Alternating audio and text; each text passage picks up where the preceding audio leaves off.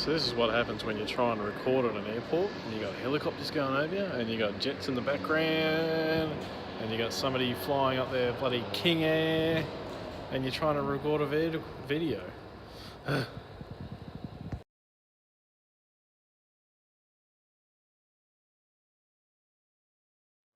thought I would do is give you a May update for everybody that watches, whole two of you, thank you. So I'll give you a quick rundown that's been happening with the aircraft. I've got a lot of work away at the moment and a lot of family stuff, so the aircraft hasn't had the attention that it needs, but life is life. Anyhow, we'll go around and we'll have a quick look at what I've been doing. Some highs and some lows. Anyhow, thanks. Alright, sorry about the shaky cam. Focus, you piece of... That's better. For the tail area, I have done absolutely nothing to it for a while. The tail wheel that will be coming off the aircraft, which is that one.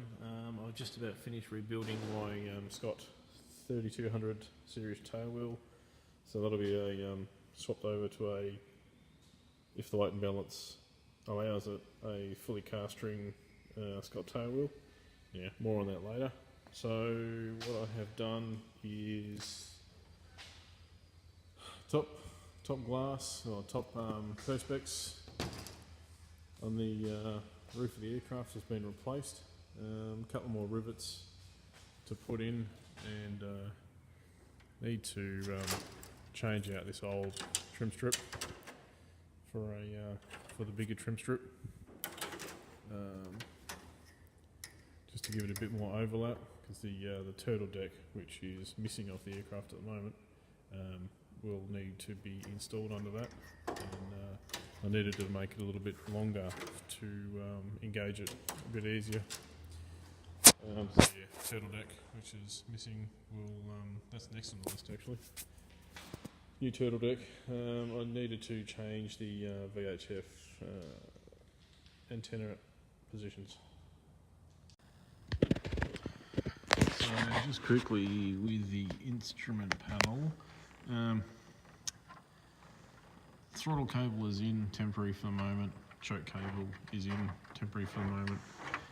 There's probably going to be a new instrument panel made yet again.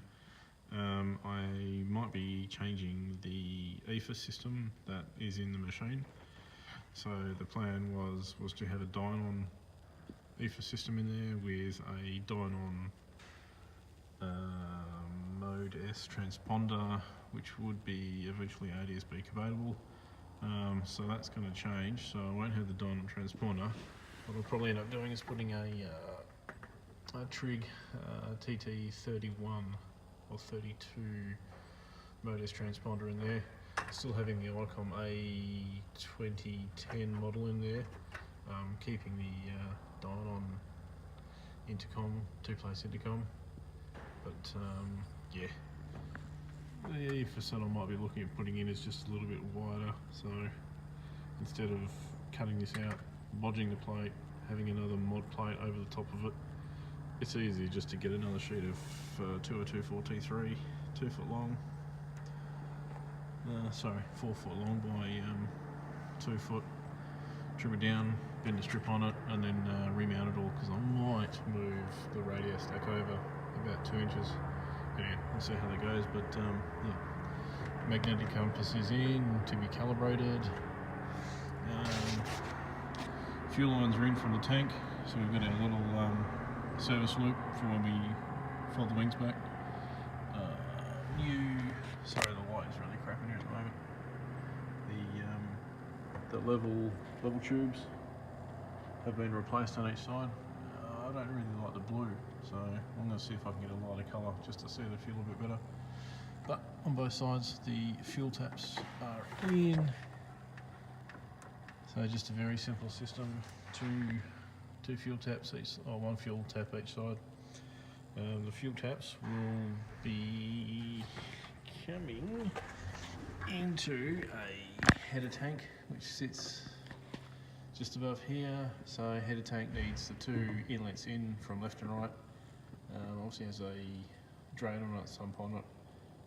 Fuel line going out. We also need a fuel return back into the tank, the header tank, because of the mechanical fuel pump.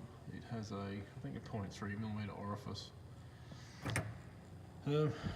Fuel pump is hooked up now. I've started to pull in the wiring, some wiring harnesses. A lot of the wiring actually done on the instrument panel itself is done, but it's all the wiring from the panel out. So we've got the starter, master solenoid, switching, cabling, and there's two other cables in there. So yeah, that's about it. Battery box has been moved forward. Battery box used to be in this area just in front of the stick. I moved it forward for centre of gravity purposes. That needs to be, this floor needs to be re-bolted down. Had to cut it out so I can get my aircraft welder in to weld in new brackets, so that's all been done. So battery box needs to be bolted down. Master solenoid will obviously have all the, I think it's 2 gauge or 0 gauge cabling in, and then that out to the panel. So that'll be done hopefully this week when I can find my big crimpers, big hydraulic crimpers that work. I think we'll just wait for that Pilatus aircraft to go over. New Lexan polycarbonate windscreen in, which was great. Took me about 5 hours to take the old one out. While I was at it, I took off all the trim strips, cleaned them all up, got rid of the silicone, epoxy painted them, all matched up to the Stitz white. Got all the aircraft fitted in, put a little bit of silicone around the corners just to seal up some of the gaps, and peeled the front protective film off. Your beauty, not a mark, not a scratch, perfect. And then proceeded to take the inside protective coating off. And I don't know if you can see, but along here is a great big fucking imperfection in the polycarbonate. It would appear that the machine has been dripping inside when they made the sheet. So yeah, when the tail comes up, that'll be right in your line of sight. So guess what? That's got to come out. And if you ever want any light reading, go and download the old installation manual for your Rotax. Bit of light reading. So what I have done is the engine is now bolted to the bed mount. I've got to say a big thanks to Thomas at Edge Performance over in Europe. Sourced me some fuel drip drain covers for both carburetors. That was good. He also hooked me up with a new voltage regulator, which was great, and he also hooked me up with a whole pile of pins to go onto these P-leads, which he has supplied me a whole pile of factory pins. So now when they took this engine out of the old airframe, the P-leads and the pins obviously stayed with the old aircraft. So yep, so he's hooked me up. So that's shielded 18 gauge, I think, or 20 gauge, somewhere around there. Yeah, so that's effectively my left and right magneto P-lead in the digital world. Power filter and cap. On the panel just below here, we'll have a manifold pressure sensor, which will come off the manifold port. Also have a fuel pressure sensor mounted to the firewall, and also a fuel flow meter. So I have been pulling some new cabling through to basically start looming up the electrical harness for the engine. So this is all dragged through the firewall and all comes out. There's a big screaming hump. CHT 2 and 3, oil temp, oil pressure, all that. So all that will effectively be terminated into probably the engine engine management or engine monitoring unit for the ether system, which will be mounted up there under the fuel header tank. So what I have been doing is slaving away today, trying to mount the oil cooler, a genuine Rotax oil cooler. For us will set you back $600-700, which I think is completely ludicrous.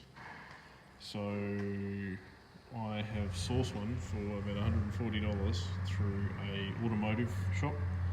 It's basically a transmission cooler, and it is almost bang on. In fact, it's actually bigger than the spec for Rotax oil cooler. So if I do have any issues with oil temperature not coming up, we're just going to simply crank off a couple of square inches of the oil cooler to reduce the airflow. So that shouldn't be an issue. These are AN8 fittings. I've got some AN8 90° to 1/2 inch barbs. They listed as an actual AN part number. I was quoted $250 each. $250 each for $250 each for that. Yeah, okay, no thanks. Went off to eBay, $21 each, beautiful. And they're actually pretty decent quality too. So before I put them on the aircraft permanently, I will actually put them through a hydraulic test rig that I have in the office, and I'll actually see if we can pop one of these, see how much will it actually it will hold. So all the oil lines are in at the moment. These I have started to make the choke pull cable assembly. I'm actually going to make a combiner, my own combiner, and join these together, and then that'll be actuated by the choke cable. I've got most of the oil lines in for the moment. So this one, once I never fear, this is just a temporary mount. It's basically made it up out of aluminium as a pattern. So I'm going to remove this now, and then I'll be fabricating a 4130 style mount. Obviously cut the top off, and it'll have another tab welded on the side out of 4130, and then we'll actually go back and pick up another mounting hole on this side. So we'll have a flat bracket all the way through that area, and that'll stiffen all that up. We get in the bottom, it'll have a nice big flat 4130 bracket through there, mounted onto the joining piece between the bed mount. So this is just a piece of 4130 that I've bent up to basically get all the dimensions and all the angles. So I'll go through and I'll cut up a piece of 4130 sheet and do all that at work, paint it up, get it back in the aircraft, which is good. The only issue that I've got is I've got to get this outlet, or this port, out of the oil cooler into the back of the oil pump just there. So that's going to require some, let me bend this piece of pipe up. It's going to require something stupid like that, obviously a bit smaller, having to miss all the exhaust pipes, which are not in at the moment because I actually don't have an exhaust system for this aircraft yet. So if anybody knows of a Rotax 912 stainless steel system, please get in contact with me because I really need one. I need to mount the muffler can under here so that I can work out where all the pipe work needs to go, because the next problem I've got is how and where do I mount the radiator cooler. So the issue that I've got is I can mount it under here, not a problem. Problem is, wherever I put it, I always have this port right in front. I'm going to have to offset it a little bit, but then who knows if the cowl's going to sit on it. Anyhow, I'm not even worried about the cowl at the moment. I know it's probably going to look like a horse's ass at the end of it, but this project has taken too long. I just need to get it running. So that's pretty much all I need to source for the aircraft now is propeller. That'll be a 3-bladed Bolly propeller, Australian propeller. That's easy, that's just a phone call and a credit card purchase, and it'll be here in a week. That's easy. But I really seriously am looking for any exhaust system for the 912 to, I need to mount the can so I can sort of flow everything around. And that's the last of the big purchases for the entire aircraft except for the avionics EFA systems. As you can see, not a lot to go, but also a long way to go, if you know what I mean. The thing that really is shitting me at the moment is the exhaust. I really need to find an exhaust system for the 912. There are a couple for sale in Australia, but on looking at part numbers and stuff like that, they are the mild steel ones, not stainless steel.